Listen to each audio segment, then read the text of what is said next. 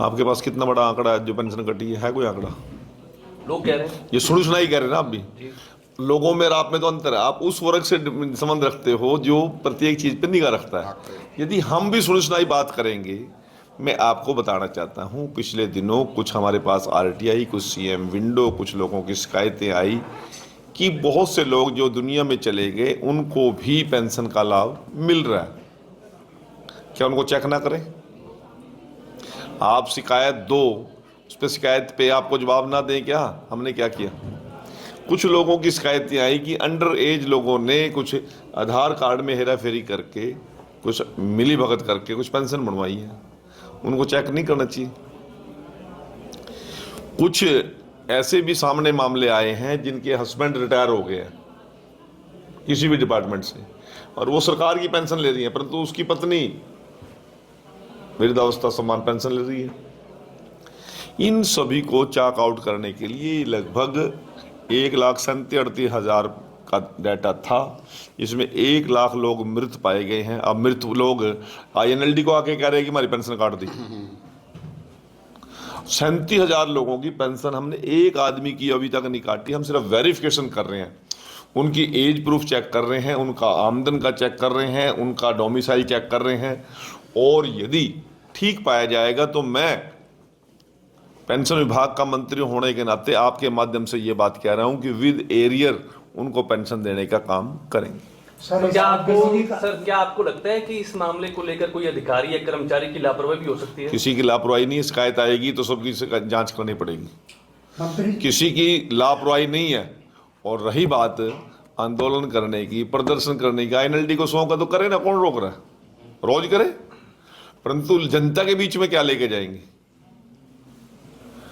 यदि या जिन लोगों की हम समीक्षा कर रहे हैं, चेकिंग कर रहे हैं, यदि वो गलत पाए जाते हैं तो लेके जाएगा क्या वैसे उनको? ये यहाँ ये गलत लोग हैं, इनको पेंशन दो।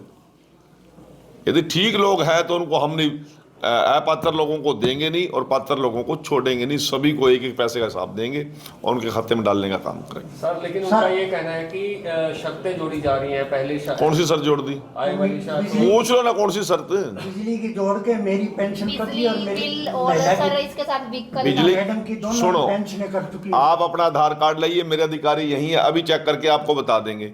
और यदि आपकी एडिशन कुछ ID में मिली तो फिर क्या जवाब दोगे आप? मैं देनदार नहीं। बस ठीक है, मेरे अधिकारी यही मेरे साथ ही हैं। अभी आप आधार कार्ड मंगवाइए, अभी बुलाओ उनको। बिजली का बिल नहीं लगना चाहिए। मुझे नहीं पता जी, अभी चेक करके अभी 1 मिनट में बता दें। बिजली का ही 1 मिनट, अभी तो रुक जाओ ना जी। अभी दूध का दूध, पानी का पानी हो जाएगा। नहीं, कोई ऐसी बात है ही नहीं है ना।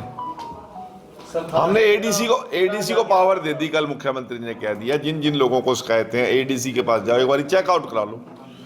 किसी की भी अभी तक काटी नहीं है, सिर्फ चेक करने के लिए रोकी है। अब मैं आपको एक बात बताना चाहता हूँ। आज सवेरे मेरे पास एक आदमी आया, ठीक है जी, मेरी पेंशन कट गई जी, मैं 6 साल से ले रहा था। मैं कहा अच्छा जी। उसने आधार कार्ड लिया तो उसकी मिसेज जी अभी रिटायर हुई है। अब वो जब उसने पेंशन शुरू कराई होगी, वो नौकरी में वो तो नहीं था, परंतु मिसेज नौकरी में थी उसकी। तो आमदन देखी तो आमदन कहीं से कहीं पहुंच रही है। लोग कहीं ना कहीं गलती करते हैं। मैं एक उदाहरण मैंने कल परसों भी एग्जाम्पल में दिया है। मेरे पास एक किसान मिला मेरे को नरवाना में ही, कहता मंत्री जी मेरे 6 किले फसल के मर गए। मैंने कहा ठीक है, क्या नुकसान भरपाई नहीं हो रही आपकी? कहा नहीं जी, कागज फाइनल हो गए, सारा कुछ हो गया था, मेरे को मुआवजा डलना था, परंतु जिस आड़ती के साथ मेरा पुराना लेन देन है उसने मेरे से बिना पूछे ही मेरे नाम के जे फार्म काट दिए। जे फार्म काटने का मतलब क्या है? जिसकी फसल एंट्री करेगी मंडी में उसी के नाम का जे फार्म कटेगा ना। और फसल बिकेगी तो पैसे कहाँ से आते हैं? DBT से आते हैं, अकाउंट में आते हैं। एक तरफ तो वो आदमी अपनी फसल बेच के जा रहा है और अकाउंट में पैसे लेके जा रहा है, दूसरी तरफ मुआवजा मांग रहा है। उसको मुआवजा मिलना चाहिए या नहीं मिलना चाहिए? आप बताइए मुझे। हाँ ना बताइए ना, नहीं बता दो ना आप। मैं मेरी बात से सहमत हो ना? मेरी पूरी बात नहीं हुई ना, फिर मेरी बात पूरी, सवाल मेरे से कर रहे हैं, पूरी बात किससे करोगे? मेरे से करोगे ना। मैं यही कह रहा हूँ, कई बार जाने अनजाने में कुछ लोग, हमारे पास ऐसे केस आए हैं, उन्होंने इनकम टैक्स, बेटे ने भर दी इनकम टैक्स रिटर्न, बाप के नाम पे ID इकट्ठी थी, भर दी, क्या करें? गलती तो उन्होंने करी ना जी।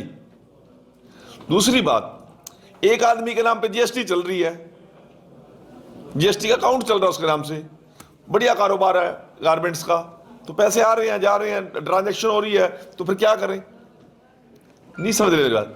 मैं ये कह रहा हूं कि पात्र आदमी को जो योग्य हैं, दोनों मियाँ बीबी, हमने तो यहां तक भी कर दिया, दोनों मियाँ बीबी की 60 साल से ऊपर आयु के व्यक्ति की यदि 3 लाख से कम आमदन है, उसके बेटे की करोड़ों की, अरबों की संपत्ति, हमें कोई मतलब नहीं, उसके पोते की, दोते की कितनी संपत्ति है, कोई मतलब नहीं है। केवल दोनों मियाँ बीबी की जिनकी 3 लाख रुपए वार्षिक आय है, उसको हम पेंशन का लाभ देंगे। कांग्रेस के राज में तो 2 लाख रुपए पे थी पेंशन, उससे पहले 50,000 भी थी। इंडियन नेशनल लोकदल के दम पे 10,000 रुपए वार्षिक आमदन को केवल पेंशन मिलती थी, उससे ऊपर वाले को नहीं मिलती थी। मनोहर लाल जी ने 2023 के अंदर इसको 3 लाख की रेंज पर लेकर गए हैं। और यदि 3 लाख जिस परिवार की आमदन है, दोनों मियाँ बीबी की, दोनों मियाँ बीबी की बात कर रहा हूँ मैं, और उनकी महीने की आमदन कितनी हुई जी? 25,000 रुपये। और यदि वो 25,000 में भी गुजारा नहीं कर सकते, फिर 3,000 में कर लेंगे। अरे कहीं लिमिटेशन तो लेनी पड़ेगी ना, किसी स्लैब पे तो जाकर रुकना पड़ेगा ना। या खजाने को लुटाने की को नायब सिंह सैनी को जिम्मेवारी थोड़ी दी है, कृष्ण बेदी को जिम्मेवारी थोड़ी दी है, किसी को भी जिम्मेवारी दी है। सरकारें कानून के आदेश से चलती हैं, सिस्टम से चलती हैं, कहीं ना कहीं सिस्टम तो अडॉप्ट करना ही पड़ेगा।